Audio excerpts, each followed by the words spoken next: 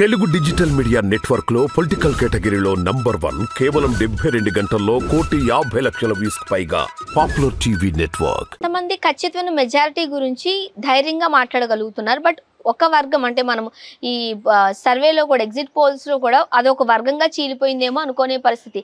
ఖచ్చితమైన మెజారిటీ ఏం చెప్పట్లేదు. చీలిపోవటం కాదు, పాడు కాదు, ఇదంతా కావాలని చేపిస్తున్నారు. కావాలని తెలుగుదేశం వారు ఆడుతున్నటువంటి ఒక గేమ్ ప్లాన్ అనమాట, ఒక మైండ్ గేమ్ అనమాట.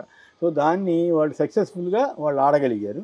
వాళ్ళ సోషల్ మీడియా ద్వారా కానీ లేదా ఇట్లా మేనేజ్మెంట్ స్కిల్స్ ద్వారా కానీ ఇవి ఆడగలిగారు. చెప్తే నేను అనుకోవటం ఎట్టి పరిస్థితుల్లోనూ జగన్ వస్తాడని నేను నమ్ముతున్నాను, రావాలని కూడా కోరుకుంటున్నాను. అండ్ ఇంతకుముందు మనం మాట్లాడుకున్నట్లుగా ఏపీలో బెట్టింగ్ హవా చాలా పెద్ద ఎత్తున సాగింది అని. ఈ 2-3 రోజుల్లోనే ఓన్లీ పిఠాపురం నియోజకవర్గంలో ఒక 10 కోట్ల పైగానే బెట్టింగ్ సాగింది అంటూ వార్తలు వస్తున్నాయండి. మీ వరకు వచ్చిందా? అంటే ఒకటి, బెట్టింగ్లు మంచిది కాదు. బెట్టింగ్లు ఏ పార్టీ అధికారంలోకి వస్తున్నా ఏ పార్టీ రాకపోయినా అది వేరే విషయం. గెలుపోవటములతో సంబంధం లేదు. బెట్టింగ్ అంటే ఎవరు? మనం ఎక్కువ సందర్భాల్లో మన ఫ్రెండ్సే కాసుకుంటాం. కాసుకున్నప్పుడు మనవాడే ఒకడు నష్టపోతాడు. వాడు ఎదురు పడతాం. ఎదురు పడినప్పుడు వీడు నా సొమ్ము కాజేశాడని వీడు అనుకుంటాడు. ఇట్లా రకరకాల మిస్ఫీలింగ్స్ వస్తాయి.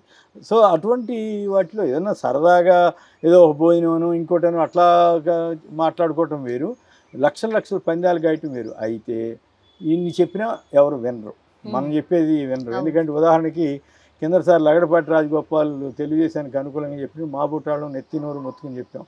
అది జరగపోవటం లేదు, అసలు మీరు పందాలు కాయొద్దు, దెబ్బతింటారని చెప్పాం. కానీ కోట్లలో 100 కోట్లు నష్టపోయారు.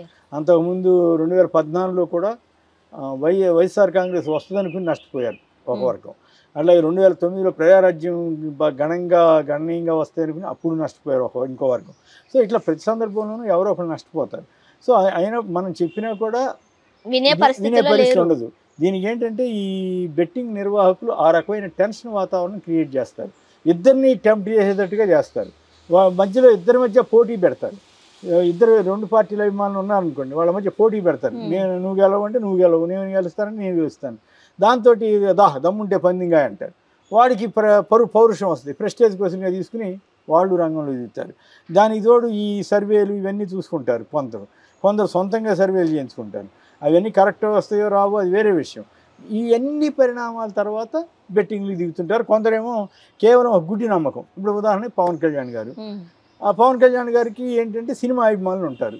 దాంతో ఆ నమ్మకంతో కొంతమంది గెలుస్తాడు ఈసారి, దానితోడు కాపు కమ్యూనిటీ ఎక్కువ ఉన్న చోట దిగాడు కాబట్టి గెలుస్తాడని ఒక నమ్మకం ఏర్పడి ఉండొచ్చు. ఇంకా గెలిస్తే గెలవచ్చు, అది వేరే విషయం.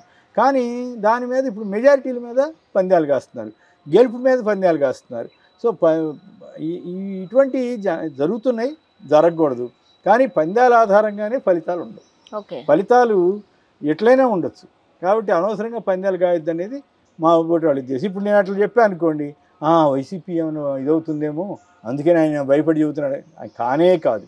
నేను ఆ మాటకు వస్తే 2019లో కూడా ఇట్లాగే చెప్పాను, వైసీపీ గెలుస్తుంది కానీ మీరు పందాలు కాయొద్దని చెప్పాను. గెలిచింది.